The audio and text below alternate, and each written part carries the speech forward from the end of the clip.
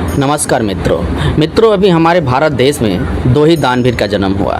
पहला दानवीर कर्ण, जिनका जन्म द्वापर युग में हुआ और द्वापर में उन जैसा कोई दानी नहीं था और ना ही कोई बलशाली और योद्धा था। और दूसरा दानवीर हमारे रतन टाटा साहब। रतन टाटा साहब इस कलयुग के दानवीर थे, जिनका जन्म 28 दिसंबर 1937 में हुआ, मुंबई में हुआ था। और उनके पिताजी का नाम नवल टाटा और माताश्री का नाम सीनू टाटा था। और टाटा साहब 10 वर्ष की आयु में अपने माता पिता से अलग रहने लगे। 10 वर्ष की आयु में अपने माता पिता से अलग रहना ये कोई साधारण सी बात नहीं है, ये बहुत महत्वपूर्ण बातें हैं कि वो 10 साल की एज में ही अपने हिसाब से अपनी ज़िंदगी को जीने लगे और जिम्मेदारियाँ संभालने लगे।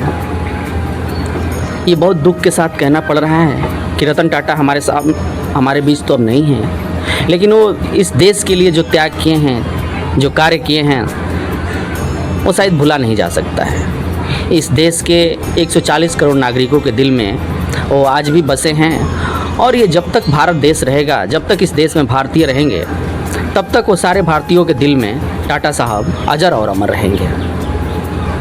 टाटा साहब एक इंटरव्यू में लोगों के लिए 4 बातें बताई थी, जो कि 4 बातें वो बहुत महत्वपूर्ण हैं। पहला बात उन्होंने बोला था, कौन क्या कर रहा है, क्यों कर रहा है। यदि इस चीज़ से हम दूर रहेंगे और ज़्यादा से ज़्यादा अपने कामों पर फोकस करेंगे और अपने कामों के प्रति लगाव रखेंगे, तो शायद अपने ज़िंदगी में कुछ कर पाएंगे।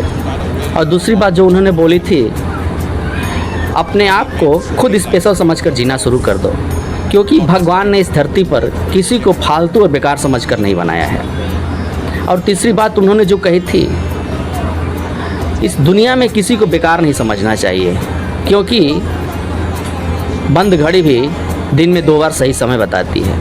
और चौथी बात उन्होंने जो बोली थी वो बहुत ही महत्वपूर्ण बात है, अपने ज़िंदगी में सबको ये लागू करना चाहिए ताकि अपना जीवन अच्छा से अच्छा जी सके इंसान।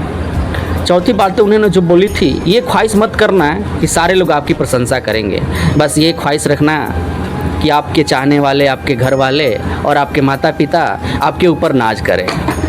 और मित्रों, लास्ट में मैं रतन टाटा साहब के चरणों में श्रद्धांजलि अर्पित करता हूं और भगवान से यही विनती करता हूं कि टाटा साहब के जाने के बाद जो जगह रिक्त हो गई है, उस जगह को भरने के लिए एक देश में और रतन टाटा भेज दे। यही हम सबकी भगवान से गुजारिश है और यही प्रार्थना है। अपनों के लिए तो मित्रों सब कमाता है, अपनों के लिए तो सब जीता है, पर जो दूसरों के लिए जीता है, जो दूसरों के लिए कमाता है, वही तो रतन टाटा कहलाता है।